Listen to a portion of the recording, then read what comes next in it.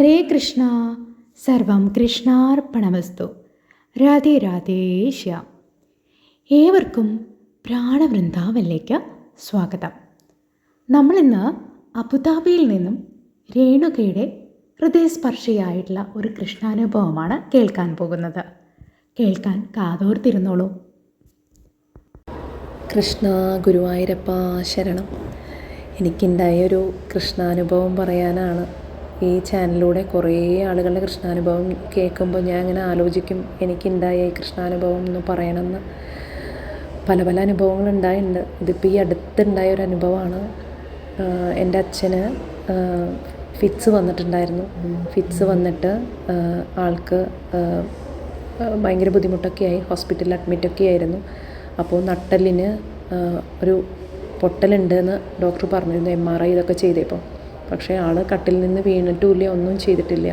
അപ്പോൾ അതുകൊണ്ട് എന്താണ് ഇതിൻ്റെ റീസൺ, അല്ലാതെ വെറുതെ നട്ടെല്ല് പൊട്ടില്ല. അപ്പോൾ ഡോക്ടർക്ക് സംശയം വന്നത് ഒന്നുകിൽ ബോൺ TB അല്ലെങ്കിൽ ക്യാൻസർ അങ്ങനെ എന്തെങ്കിലും ആയിരിക്കാം എന്നാണ് ആൾ സംശയിച്ചത്.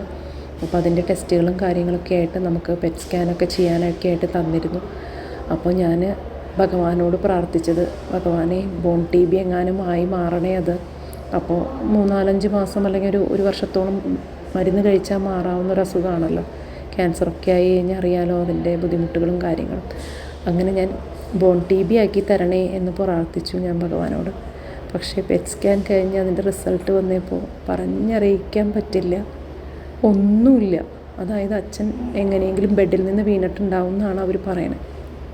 അങ്ങനെ ഉണ്ടായിട്ടുള്ള ഒരു ക്ഷതമാണ്, നട്ടലിന് പൊട്ടൽ അങ്ങനെയാണ് വന്നിട്ടുണ്ടാവുക എന്നാണ് അതിൽ ഫൈൻഡിങ്സ് വന്നിരിക്കുന്നത്. അത് കണ്ടപ്പോൾ എൻ്റെ കണ്ണ് നിറഞ്ഞുപോയി. അതായത് ഞാൻ അറ്റ്ലീസ്റ്റ് ബോൺ TB എങ്കിലും ആവണേ എന്ന് പ്രാർത്ഥിച്ചിട്ട് ഭഗവാൻ ഒന്നുമില്ലാതെ ആക്കി തന്നു. അതായത് വീണത് കൊണ്ടുള്ള ഒരു ക്ഷതം, അല്ലാതെ എൻ്റെ അച്ഛന് വേറൊരു അസുഖവും ഇല്ല. ഇനിയിപ്പോൾ കംപ്ലീറ്റ് ബെഡ് റെസ്റ്റ് ഒരു 3 മാസം ഒക്കെ എടുത്തു കഴിഞ്ഞാൽ അത് ജോയിനായി മാറാവുന്നതേ ഉള്ളൂ. അതിനനുസരിച്ചുള്ള മരുന്നുകളും കാര്യങ്ങളൊക്കെ ആയിട്ട് പോകണം. അപ്പോൾ ദൈവത്തിന്, ഗുരുവായൂരപ്പൻ്റെ അനുഗ്രഹം എത്ര പറഞ്ഞറിയിച്ചാലും മതിയാവില്ല. ഞാൻ പ്രാർത്ഥിച്ച ഏതെങ്കിലും ഒരു അസുഖം ആവണേ എന്ന് പ്രാർത്ഥിച്ചിട്ട് ഒന്നുമില്ലാതെ ആക്കി തന്നു ഭഗവാൻ. അപ്പോൾ ഇത് എനിക്ക് ഈ ഗ്രൂപ്പിൽ വന്ന് ഷെയർ ചെയ്യണമെന്ന് തോന്നി. ഇനിയും ഉണ്ട് കൃഷ്ണാനുഭവങ്ങൾ. ഇതെനിക്കിപ്പോൾ ഈ അടുത്തുണ്ടായ ഒരു അനുഭവമാണ്. അപ്പോൾ ഗുരുവായൂരപ്പനെ മുറുകെ പിടിച്ചോളൂ. ഗുരുവായൂരപ്പൻ എല്ലാവരെയും കാത്തുരക്ഷിക്കും. അത്രയ്ക്ക് കരുണാവാരിധിയാണ്. ഹരേ കൃഷ്ണ. സർവം കൃഷ്ണാർപ്പണമസ്തു. രാധേ രാധേശ്യം. ഹരേ കൃഷ്ണ. രേണുകയുടെ കൃഷ്ണാനുഭവം കേട്ടല്ലോ. മനോഹരമായിട്ടുള്ള ഈ ഒരു കൃഷ്ണാനുഭവം പങ്കുവച്ചതിൽ ഒരുപാട് നന്ദി. തൃശ്ശൂർക്കാരിയായിട്ടുള്ള രേണുക ഇപ്പോൾ അബുദാബിയിലാണ് താമസിക്കുന്നത്. കൃഷ്ണാനുഭവങ്ങൾ പങ്കുവയ്ക്കാൻ കാണിച്ചതിൽ ഒരുപാട് നന്ദി. സത്യത്തിൽ ഈ അനുഭവം കേട്ടപ്പോൾ ഒരു വല്ലാത്ത കോരിത്തരിപ്പാണ്. ഭഗവാൻ കൂടെയുണ്ട്, ഭഗവാനെ മുറുകെ പിടിക്കണമെന്നുള്ള പ്രതീക്ഷയാണ് നൽകുന്നത്. തീർച്ചയായിട്ടും ഭഗവാനെ മുറുകെ പിടിച്ചോളൂ, കൂടെ ഉണ്ടാവും. നമ്മുടെ മുന്നിൽ എന്തെല്ലാം പ്രതിസന്ധികൾ വന്നാലും ഭഗവാന്റെ ഒരു പ്രൊട്ടക്ഷൻ തീർച്ചയായിട്ടും ഉണ്ടാവും എന്നുള്ളതിന് ഏറ്റവും വലിയ തെളിവാണിത്. ഇതിൽ പരം മറ്റൊരു തെളിവ് വേണ്ടതുണ്ടോ? ഇവിടെ ഡോക്ടേഴ്സ് പറയാണ്, അച്ഛൻ്റെ നട്ടലിന് പൊട്ടലുണ്ട്, അച്ഛൻ എവിടെയും വീണിട്ടൊന്നുമില്ല, താനെ എങ്ങനെ പൊട്ടിയതുകൊണ്ട് ഒരു പക്ഷേ അത് ക്യാൻസർ ആകാം അല്ലെങ്കിൽ ബോൺ TB ആകാം എന്ന് നേരത്തെ മുൻകൂട്ടി ഡോക്ടേഴ്സ് പറയുകയാണ്. അവിടെ ആ മകള് ഭഗവാനോട് മനസ്സൊരുക്കി പ്രാർത്ഥിക്കുകയാണ്, ഭഗവാനെ അത് വലിയ രോഗങ്ങളൊന്നും ആവാതെ, വലിയ അസുഖങ്ങളൊന്നും ആവാതെ കുഞ്ഞതാക്കി മാറ്റിത്തരണേ, അറ്റ്ലീസ്റ്റ് അതൊരു ബോൺ TB എങ്കിലും ആക്കി മാറ്റിത്തരണേ എന്ന് അവൾ പ്രാർത്ഥിക്കുകയാണ്. ഭഗവാൻ ആ ഭക്തയുടെ പ്രാർത്ഥന കേൾക്കുകയാണ്. ടെസ്റ്റുകളൊക്കെ വന്നപ്പോൾ ഈ പറഞ്ഞ ഡോക്ടേഴ്സ് നേരത്തെ പറഞ്ഞ അസുഖമൊന്നുമല്ല, സാധാരണ എവിടെയോ വീണിട്ടുണ്ടായിട്ടുള്ള ചെറിയൊരു ചതവ് മാത്രമായിട്ട് മാറുകയാണ്. ഭഗവാന്റെ ഒരു പ്രൊട്ടക്ഷൻ നോക്കൂ. ഭഗവാനെ മുറുകെ പിടിച്ച് മുന്നോട്ട് പോകും. തീർച്ചയായിട്ടും ആ ഒരു പ്രൊട്ടക്ഷൻ നമ്മുടെ കൂടെ ഉണ്ടാകും എന്നുള്ളത് 100% ഉറപ്പാണ്.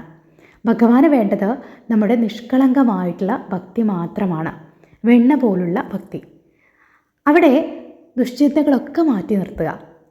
ചിലർ പറയും, എനിക്ക് ശ്ലോകങ്ങൾ ചൊല്ലാൻ അറിയില്ല, എനിക്ക് സംസ്കൃതം അറിയില്ല, എനിക്ക് ഭഗവത്ഗീത ചൊല്ലാൻ അറിയില്ല, എനിക്ക് നാരായണീയം ചൊല്ലാൻ അറിയില്ല, എനിക്ക് വിഷ്ണു സഹസ്രനാമം ചൊല്ലാൻ അറിയില്ല എന്ന്. പക്ഷേ ഭഗവാനോട് അടുത്ത് കഴിഞ്ഞാൽ ഇതെല്ലാം ചൊല്ലാൻ പഠിക്കും നമ്മൾ. നമുക്ക് ഭഗവാനെ തന്നെ ഗുരുവായിട്ട് സ്വീകരിച്ചുകൊണ്ട് ഇതെല്ലാം ചൊല്ലി പഠിക്കാവുന്നതാണ്. ഇനി ഇതൊന്നുമില്ലെങ്കിലും ഭഗവാനോട് നമ്മോടെപ്പോഴും സംവദിക്കുക. നമ്മുടെ ജീവിതത്തിലെ എല്ലാ പ്രശ്നങ്ങളും ഭഗവാനോട് ഷെയർ ചെയ്യുക. നമ്മുടെ മകനായിട്ടോ നമ്മുടെ സഹോദരനായിട്ടോ മറ്റെന്തെങ്കിലുമായിട്ടോ നമുക്ക് വേണ്ടപ്പെട്ട ആരെങ്കിലുമായിട്ട് ഭഗവാനൊരു സ്ഥാനം കൊടുക്കുക. തീർച്ചയായിട്ടും ഭഗവാൻ നമ്മുടെ പ്രാർത്ഥന കേൾക്കുന്നുള്ളതാണ്. നിരവധി അനുഭവങ്ങളാണ് ഉള്ളത്. ഹരേ കൃഷ്ണ. സർവം കൃഷ്ണാർപ്പണമസ്തു. രാധേ രാധേ ശ്യാം. എൻ്റെ ചാനൽ ഇഷ്ടപ്പെട്ടെങ്കിൽ ഒന്ന് സബ്സ്ക്രൈബ് ചെയ്യണം, സപ്പോർട്ട് ചെയ്യണം. നിങ്ങളുടെ വിലപ്പെട്ട കമൻറ്റുകൾ താഴെ രേഖപ്പെടുത്തണം. നിങ്ങളുടെ കമൻറ്റും സപ്പോർട്ടും സബ്സ്ക്രിപ്ഷനുമാണ് എൻ്റെ മുന്നോട്ടുള്ള യാത്രയ്ക്ക് കരുത്തേക്കുന്നത്. Thank you.